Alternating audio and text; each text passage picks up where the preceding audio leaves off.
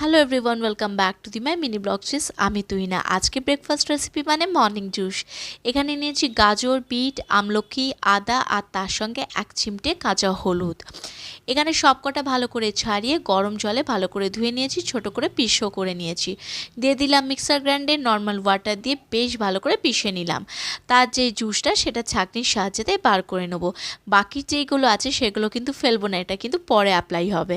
এই জুসটা কিন্তু ছোট থেকে বড় আমরা সকলে ট্রাই করতে পারি। আর যাদের পিসিওডি প্রবলেম আছে, স্কিন হেয়ারের প্রবলেম আছে, মাস্ট ট্রাই দিস জুস। তো মর্নিংয়ে জুসটা নেবার পর পেটটা কিন্তু অনেকটাই ভার থাকে, আর রেগুলার বেসে না হলেও সপ্তাহে 1-2 দিন নেওয়া যেতেই পারে। তাতে অ্যাড করেছিলাম এক চিমটে পিঙ্ক সল্ট। জুস হিসেবে কিন্তু আমাদের পেটটা অনেকটাই ভার রাখে। আর বাকি জুস বার করে যেটা ছিল সেটা কিন্তু আমি ফুল অফ বডিতে স্ক্রাব করে নিয়েছিলাম।